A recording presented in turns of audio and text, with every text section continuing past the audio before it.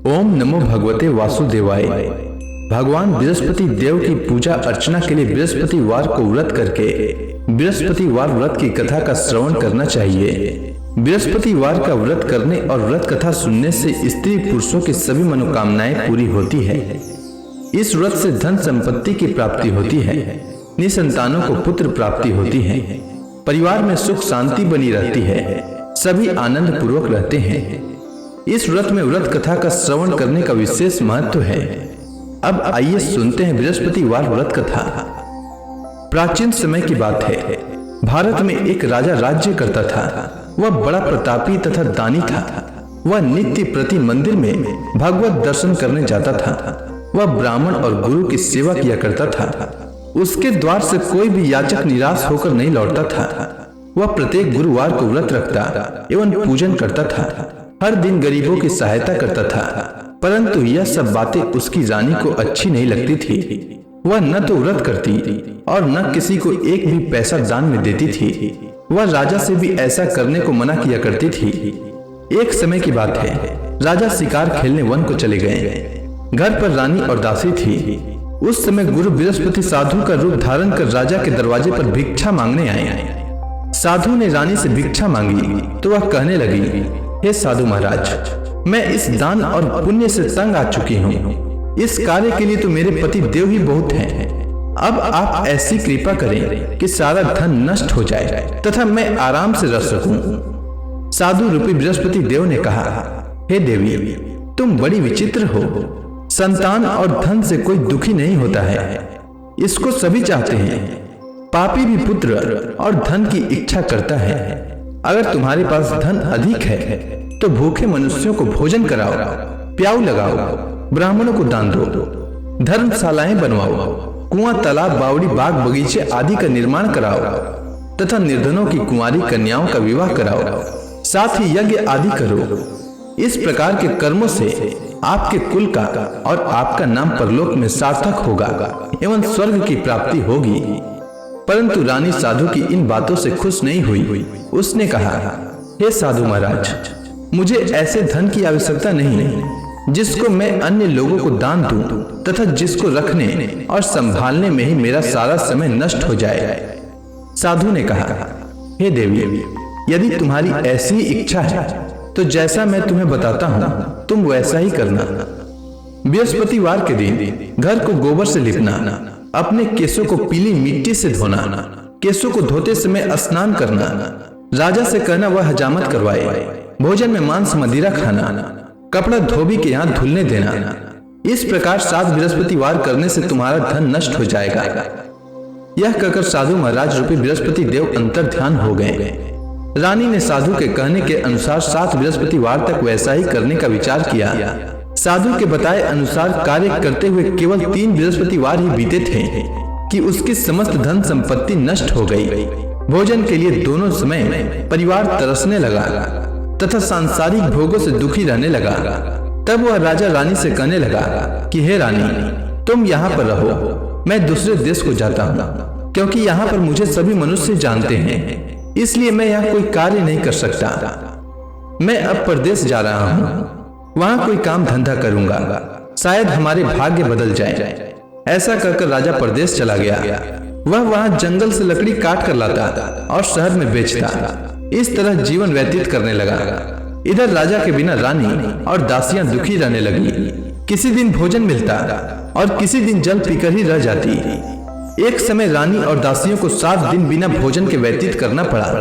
तो रानी ने अपने दासी से कहा, हे दासी, यहाँ पास के ही नगर में मेरी बहन रहती है, वह बड़ी धनवान है, तू उसके पास जा और वहां से 5 सेर बेझर मांग कर ले आ, जिससे कुछ समय के लिए गुजर हो जाए।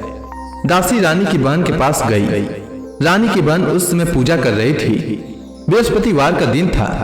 दासी ने रानी की बहन से कहा, हे रानी, मुझे आपकी बहन ने भेजा है, मुझे 5 सेर बेझर दे दो। दासी ने यह बात अनेक बार कही, परंतु रानी की बहन ने कोई उत्तर नहीं दिया, क्योंकि वह उस समय बृहस्पतिवार की कथा सुन रही थी। जब दासी को रानी की बहन से कोई उत्तर नहीं मिला तो वह बहुत दुखी हुई। उसे क्रोध भी आया। वह लौटकर रानी से बोली, हे रानी, आपकी बहन बहुत ही धनी स्त्री है, वह छोटे लोगों से बात भी नहीं करती। मैंने उससे कहा तो उसने कोई उत्तर नहीं दिया। मैं वापस चली आई। रानी बोली, हे दासी, इसमें उसका कोई दोष नहीं है। जब बुरे दिन आते हैं तब कोई सहारा नहीं देता। अच्छे बुरे का पता विपत्ति में ही लगता है। जो ईश्वर की इच्छा होगी वही होगा। यह सब हमारे भाग्य का दोष है। उधर रानी की बहन ने सोचा कि मेरी बहन की दासी आई थी, परंतु मैं उससे नहीं बोली। इससे वह बहुत दुखी हुई होगी। अतः कथा सुन और भगवान विष्णु का पूजन समाप्त कर वह अपनी बहन के घर आई और कहने लगी, हे बहन, मैं बृहस्पतिवार का व्रत कर रही थी। तुम्हारी दासी हमारे घर आई थी, परंतु जब तक कथा होती है तब तक हम लोग न उठते हैं और न बोलते हैं, इसलिए मैं नहीं बोली। कहो दासी क्यों आई थी? रानी बोली, बहन, हमारे घर अनाज नहीं था। वैसे तुमसे कोई बात छिपी नहीं है, इस कारण मैंने दासी को तुम्हारे पास 5 सिर भेजर लेने के लिए भेजा था। रानी की बहन बोली, बहन देखो, बृहस्पति भगवान सबकी मनोकामना पूर्ण करते हैं। देखो, शायद तुम्हारे घर में अनाज रखा हो। यह सुनकर दासी घर के अंदर गई तो वहां उसे एक घड़ा बेझर का भरा मिल गया।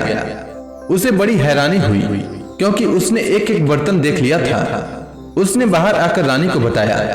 दासी अपनी रानी से कहने लगी, हे रानी, देखो, वैसे हमको जब अन्न नहीं मिलता तो हम रोज ही व्रत करते हैं। अगर इनसे व्रत की विधि और कथा पूछ ली जाए तो उसे हम भी किया करेंगे।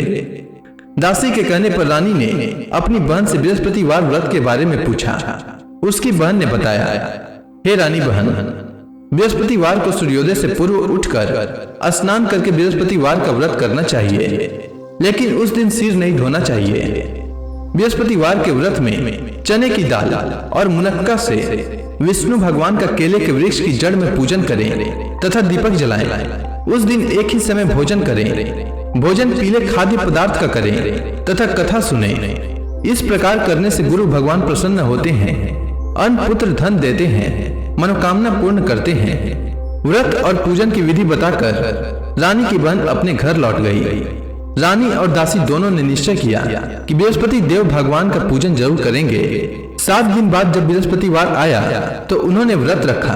घुड़साल में जाकर चना और गुड़ बीन लाई तथा उसी दाल से केले की जड़ तथा विष्णु भगवान का पूजन किया। अब भोजन पीला कहाँ से आए? दोनों बड़ी दुखी हुई, परंतु उन्होंने व्रत किया था, इस कारण बृहस्पति देव भगवान प्रसन्न थे। एक साधारण व्यक्ति के रूप में वे 2 थालों में सुंदर पीला भोजन लेकर आए और दासी को देकर बोले, हे दासी, यह भोजन तुम्हारे और रानी के लिए है, तुम दोनों करना। दासी भोजन पाकर बड़ी प्रसन्न हुई और रानी से बोली, रानी जी, भोजन कर लो। रानी को भोजन आने के बारे में कुछ पता नहीं था, इसलिए वह दासी से बोली, जा तू ही भोजन कर, क्योंकि तू हमारी व्यर्थ में हंसी उड़ाती है। दासी बोली, एक व्यक्ति भोजन दे गया है। रानी कहने लगी, वह भोजन तेरे लिए दे गया है, तू ही भोजन कर। दासी ने कहा, वह व्यक्ति हम दोनों के लिए 2 थालों में भोजन दे गया है, इसलिए मैं और आप दोनों ही साथ साथ भोजन करेंगी। दोनों ने गुरु भगवान को नमस्कार कर भोजन प्रारंभ किया। उसके बाद से वे प्रत्येक बृहस्पतिवार को गुरु भगवान का व्रत और पूजन करने लगी। बृहस्पति भगवान की कृपा से उनके पास धन हो गया, परंतु रानी फिर से पहले की ही तरह आलस्य करने लगी। तब दासी बोली, देखो रानी, तुम पहले भी इस प्रकार आलस्य करती थी, तुम्हें धन के रखने में कष्ट होता था, इस कारण सभी धन नष्ट हो गया। अब गुरु भगवान की कृपा से धन मिला है तो फिर तुम्हें आलस्य होता है। बड़ी मुसीबतों के बाद हमने यह धन पाया है, इसलिए हमें दान पुण्य करना चाहिए। तुम भूखे मनुष्यों को भोजन कराओ, प्याऊ लगवाओ, ब्राह्मणों को दान दो, कुआं तालाब बावड़ी आदि का निर्माण कराओ, मंदिर पाठशाला बनवाकर दान दो, कुंवारी कन्याओं का विवाह करवाओ। धन को शुभ कार्यों में खर्च करो, जिससे तुम्हारे कुल का यश बढ़े तथा स्वर्ग प्राप्त हो और पितृ प्रसन्न हो। दासी की बात मानकर रानी ने इसी प्रकार के कर्म करने प्रारंभ किए, जिससे उनका काफी यश फैलने लगा। एक दिन रानी और दासी आपस में विचार करने लगी कि न जाने राजा किस दशा में होंगे, उनकी कोई खोज खबर नहीं है। गुरु भगवान से उन्होंने प्रार्थना की और भगवान ने रात्रि में राजा को स्वप्न में कहा, हे राजा, उठ, तेरी रानी तुझको याद करती है, अब अपने देश को लौट जा। राजा प्रातः काल उठकर जंगल से लकड़ियां काट कर लाने के लिए जंगल की ओर चल पड़ा। जंगल से गुजरते ही वह सोचने लगा, रानी की गलती से उसे कितने दुख भोगने पड़े। राजपाट छोड़कर उसे जंगल में आकर रहना पड़ा। जंगल से लकड़ियां काटकर उन्हें बेचकर गुजारा करना पड़ा। उसी समय उस जंगल में बृहस्पति देव एक साधु का रूप धारण कर आए और राजा के पास आकर बोले, हे लकड़हारे, तुम इस सुनसान जंगल में किस चिंता में बैठे हो, मुझे बतलाओ। यह सुनकर राजा के नेत्रों में जल भर आया और साधु की वंदना कर बोले, हे प्रभु, आप सब कुछ जानने वाले हैं। इतना कहकर राजा ने साधु को अपनी संपूर्ण कहानी सुना दी। महात्मा दयालु होते हैं। वे राजा से बोले, हे राजा, तुम्हारी पत्नी ने बृहस्पति देव के प्रति अपराध किया था, जिसके कारण तुम्हारी यह दशा हुई है। अब तुम किसी प्रकार की चिंता मत करो, भगवान तुम्हें पहले से अधिक धन देंगे। देखो, तुम्हारी पत्नी ने बृहस्पतिवार का व्रत प्रारंभ कर दिया है। अब तुम भी बृहस्पतिवार का व्रत करके चने की दाल व गुड़ जल के लोटे में डालकर केले का पूजन करो, फिर कथा सुनो। भगवान तुम्हारी सब मनोकामनाओं को पूर्ण करेंगे। साधु को प्रसन्न देखकर राजा बोला, हे प्रभु, मुझे लकड़ी बेचकर इतना पैसा भी नहीं बचता जिससे भोजन करने के उपरांत कुछ बचा सकूं। मैंने रात्रि में अपनी रानी को व्याकुल देखा है। मेरे पास कोई साधन नहीं जिससे समाचार जान सकूं। फिर मैं बृहस्पति देव की क्या कहानी सुनूं?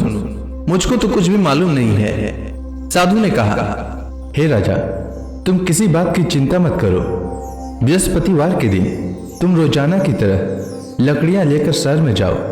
तुम्हें रोज से दुगना धन प्राप्त होगा, जिससे तुम भली भांति भोजन कर लोगे तथा बृहस्पति देव की पूजा का सामान भी आ जाएगा। बृहस्पति देव की कथा इस प्रकार है, सुनो। प्राचीन काल में एक बहुत ही निर्धन ब्राह्मण था। उसकी कोई संतान नहीं थी। वह नित्य पूजा पाठ करता, परंतु उसकी स्त्री बहुत मलिनता के साथ रहती थी। वह स्नान न करती और न किसी देवता का पूजन करती। प्रातःकाल उठते ही सर्वप्रथम भोजन करती, बाद में कोई अन्य कार्य करती। ब्राह्मण देवता बहुत दुखी रहते थे। पत्नी को बहुत समझाते, किंतु उसका कोई परिणाम न निकलता। भगवान की कृपा से ब्राह्मण की स्त्री को कन्या उत्पन्न हुई। वह कन्या अपने पिता के घर में बड़ी होने लगी। वह बालिका प्रातः स्नान करके भगवान विष्णु का जप करती। वह बचपन से ही बृहस्पतिवार का व्रत भी करने लगी। पूजा पाठ समाप्त कर विद्यालय जाती तो अपनी मुट्ठी में जौ भर कर ले जाती और पाठशाला जाने के मार्ग में डालती जाती। वही जौ स्वर्ण के हो जाते तो लौटते समय उनको बीनकर घर ले आती। एक दिन वह बालिका सूप में उन सोने के जौ को फटक कर साफ कर रही थी। तभी उसकी मां ने देख लिया और कहा, हे बेटी, सोने के जौ को फटकने के लिए सोने का सूप होना चाहिए। दूसरे दिन गुरुवार था। इस कन्या ने व्रत रखा और बृहस्पति देव से प्रार्थना करके कहा, हे प्रभु, यदि मैंने सच्चे मन से आपकी पूजा की हो तो मुझे सोने का सूप दे दो। बृहस्पति देव ने उसकी प्रार्थना स्वीकार कर ली।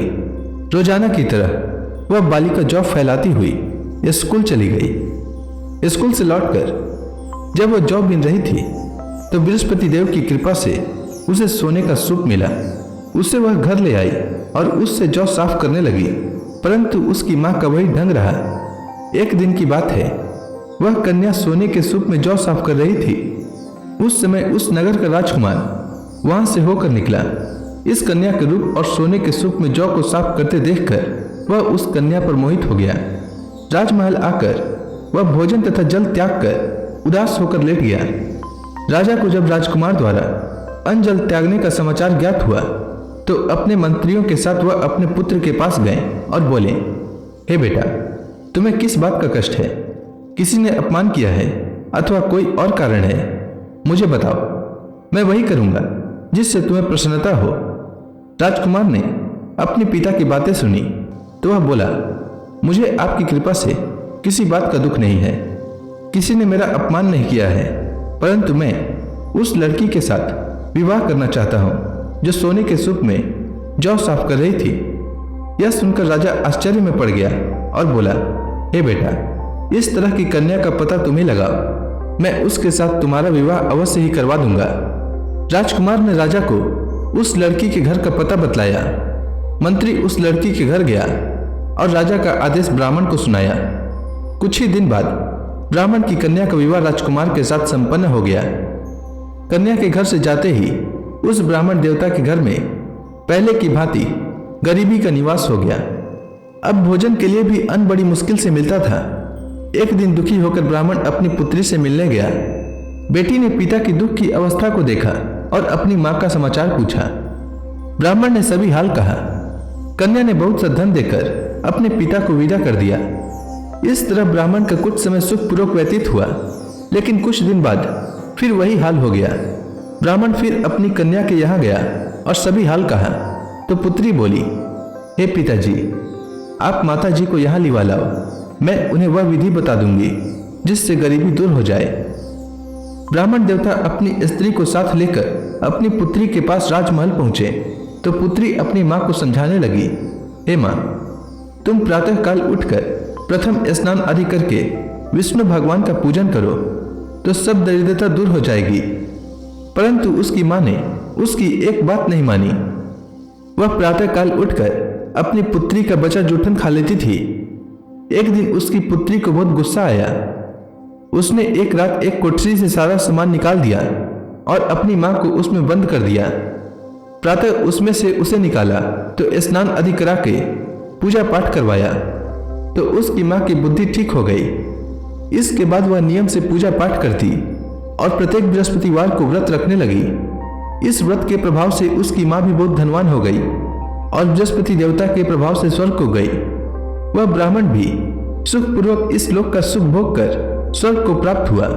इस तरह कहानी कहकर साधु देवता वहां से लोप हो गए। धीरे धीरे समय व्यतीत होने पर फिर बृहस्पतिवार का दिन आया। राजा जंगल से लकड़ी काटकर किसी शहर में बेचने गया। उसे उस दिन और दिनों से अधिक धन मिला। राजा ने चना गुड़ आदि लाकर बृहस्पतिवार का व्रत किया। उस दिन से उसके सभी क्लेश दूर हो गए। परंतु जब अगला गुरुवार का दिन आया तो वह बृहस्पतिवार का व्रत करना भूल गया। इस कारण बृहस्पति भगवान नाराज हो गए। उस दिन उस नगर के राजा ने विशाल यज्ञ का आयोजन किया तथा अपने समस्त राज्य में घोषणा करवा दी कि कोई भी मनुष्य अपने घर में भोजन न बनाए तथा आग भी न जलाए। समस्त लोग मेरे यहाँ भोजन करने आवे। इस आज्ञा को जो न मानेगा उसको फांसी की सजा दी जाएगी। राजा की आज्ञानुसार राज्य के सभी वासी राजा के भोज में सम्मिलित हुए, लेकिन लकड़हारा कुछ देर से पहुंचा, इसलिए राजा उसको अपने साथ महल में ले गए। जब राजा लकड़हारे को भोजन करा रहे थे तो रानी की दृष्टि उस खुटी पर पड़ी जिस पर उसका हार लटका हुआ था। उसे हार खुटी पर लटका दिखाई नहीं दिया। रानी को निश्चय हो गया कि मेरा हार इसी लकड़हारे ने चुरा लिया है। उसी समय सैनिक बुलवाकर उसको जेल में डलवा दिया। जब लकड़हारा जेल खाने में गया तो बहुत दुखी होकर विचार करने लगा कि न जाने कौन से पूर्व जन्म के कर्म से मुझे यह दुख प्राप्त हुआ है, और उसी साधु को याद करने लगा जो जंगल में मिला था। तत्काल बृहस्पति देव साधु के रूप में प्रकट हो गए और उसकी दशा को देखकर कहने लगे, अरे मूर्ख, तूने बृहस्पति देवता की कथा नहीं कही, इसी कारण तुझे दुख प्राप्त हुआ है। अब चिंता मत कर। बृहस्पतिवार के दिन जेल खाने के दरवाजे पर 4 पैसे पड़े मिलेंगे। उनसे तू बृहस्पति देव की पूजा करना तो तेरे सभी कष्ट दूर हो जाएंगे। अगले बृहस्पतिवार उसे जेल के द्वार पर 4 पैसे मिले। राजा ने पूजा का सामान मंगवाकर कथा कही और प्रसाद बांटा। उसी रात्रि को बृहस्पति देव ने उस नगर के राजा को स्वप्न में कहा, हे राजा, तूने जिस आदमी को जेल खाने में बंद कर दिया है वह निर्दोष है, वह राजा है, उसे छोड़ देना। रानी का हार उसी खुटी पर लटका हुआ है। अगर तू ऐसा नहीं करेगा तो मैं तेरे राज्य को नष्ट कर दूंगा।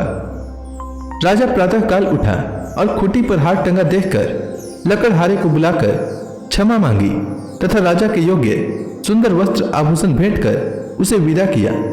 गुरुदेव की आज्ञानुसार राजा अपने नगर को चल दिया।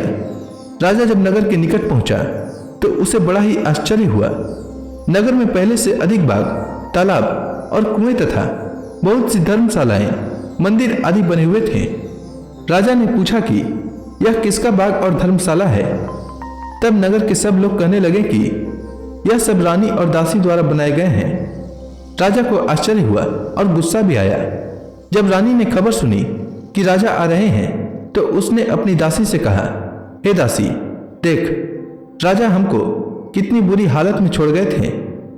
वह हमारी ऐसी हालत देखकर लौट न जाएं, इसलिए तू दरवाजे पर खड़ी हो जा। रानी की आज्ञा अनुसार दासी दरवाजे पर खड़ी हो गई। जब राजा आए तो उन्हें अपने साथ महल में लिवा लाई। तब राजा ने क्रोध करके अपनी तलवार निकाली और पूछने लगा, बताओ यह धन तुम्हें कैसे प्राप्त हुआ है? तब रानी ने बताया, हमें यह सब धन बृहस्पति देव के व्रत के प्रभाव से प्राप्त हुआ है। राजा ने तब निश्चय किया कि 7 रोज बाद तो सभी बृहस्पति देव का पूजन करते हैं, परंतु मैं रोजाना दिन में 3 बार कथा कहा करूंगा तथा रोज व्रत किया करूंगा। अब हर समय राजा के दुपट्टे में चने की दाल बंधी रहती तथा दिन में 3 बार कथा कहता। एक रोज राजा ने विचार किया कि चलो अपनी बहन के यहाँ हो आवे। इस तरह का निश्चय कर राजा घोड़े पर सवार हो अपनी बहन के यहाँ चल दिया। मार्ग में उसने देखा कि कुछ आदमी एक मुर्दे को लिए जा रहे हैं। उन्हें रोककर राजा कहने लगा, अरे भाइयों, मेरी बृहस्पतिवार की कथा सुन लो। वे बोले, लो हमारा तो आदमी मर गया है, इसको अपनी कथा की पड़ी है। परंतु कुछ आदमी बोले, अच्छा कहो, हम तुम्हारी कथा भी सुनेंगे। राजा ने दाल निकाली और कथा कहनी शुरू कर दी। जब कथा आधी हुई तो मुर्दा हिलने लगा और जब कथा समाप्त हुई तो राम राम करते हुए वह मुर्दा खड़ा हो गया। राजा आगे बढ़ा। उसे चलते चलते शाम हो गई। आगे मार्ग में उसे एक किसान खेत में हल चलाता मिला।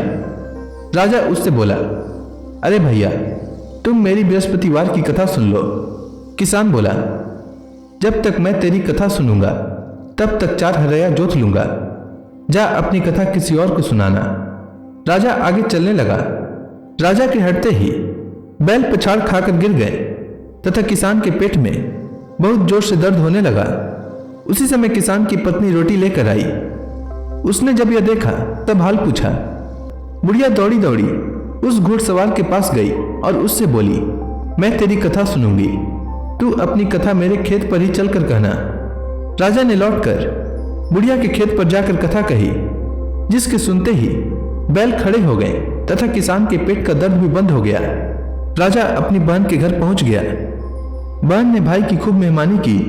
दूसरे रोज प्रातःकाल राजा जागा तो वह देखने लगा कि सब लोग भोजन कर रहे हैं। राजा ने जब अपनी बहन से पूछा कि ऐसा कोई मनुष्य है जिसने भोजन नहीं किया हो जो मेरी बृहस्पतिवार की कथा सुन ले, तो बहन बोली, हे भैया, यह देश ऐसा ही है। पहले यहाँ के लोग भोजन करते हैं, बाद में अन्य काम करते हैं। अगर पड़ोस में कोई हो तो दिखाती हूँ। ऐसा कहकर बहन देखने चली, परंतु उसे कोई भी ऐसा व्यक्ति नहीं मिला जिसने भोजन न किया हो। वह एक कुम्हार के घर गई जिसका लड़का बीमार था। उसे मालूम हुआ कि उसके यहाँ 3 दिन से किसी ने भोजन नहीं किया है। रानी ने अपनी भाई की कथा सुनने के लिए कुम्हार से कहा। वह तैयार हो गया। राजा ने जाकर बृहस्पतिवार की कथा कही, जिसको सुनकर उसका लड़का ठीक हो गया। अब तो राजा की प्रशंसा होने लगी। एक दिन राजा ने अपनी बहन से कहा, हे बहन, मैं अपने घर जाऊंगा, तुम भी तैयार हो जाओ। राजा की बहन ने अपनी सास से अपने भाई के साथ जाने की आज्ञा मांगी। सास बोली, चली जा, परंतु अपने लड़कों को मत ले जाना, क्योंकि तेरे भाई को कोई संतान नहीं होती है। बहन ने अपने भाई से कहा, हे भैया, मैं तो चलूंगी, परंतु कोई बालक नहीं जाएगा। राजा ने कहा, जब कोई बालक नहीं चलेगा तब तुम जाकर ही क्या करोगी? दुखी मन से राजा अपने नगर को लौट आया। राजा ने अपनी रानी से कहा, हम निसंतान हैं, इसलिए कोई हमारे घर आना पसंद नहीं करता। इतना कह वह बिना भोजन आदि किए शैया पर लेट गया। रानी बोली, हे प्रभु, बृहस्पति देव ने हमें सब कुछ दिया है, वे हमें संतान भी अवश्य देंगे। उसी रात बृहस्पति देव ने राजा को स्वप्न में कहा, हे राजा, उठ, सभी सोच त्याग दे, तेरी रानी गर्भवती है। राजा को यह जानकर बड़ी खुशी हुई। 9वें महीने रानी के गर्भ से एक सुंदर पुत्र पैदा हुआ। जब राजा की बहन ने यह शुभ समाचार सुना तो वह बहुत खुश हुई तथा बधाई लेकर अपने भाई के यहाँ आई। तभी रानी ने कहा, घोड़ा चढ़कर नहीं आई, गधा चढ़ी आई। रानी की बहन बोली, भाई मैं इस प्रकार न कहती तो तुम्हें औलाद कैसे मिलती। बृहस्पति देव ऐसे ही हैं, जिसके मन में जो कामनाएं रहती है सभी को पूर्ण करते हैं।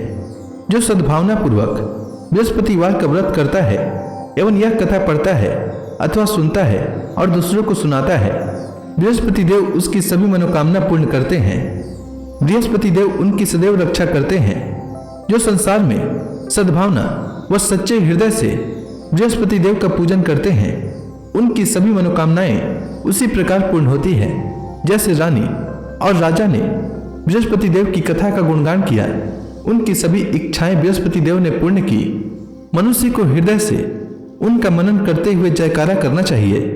तो प्रेम से बोलिए, बृहस्पति देव की जय, विष्णु भगवान की जय, समस्त देवी देवताओं की जय।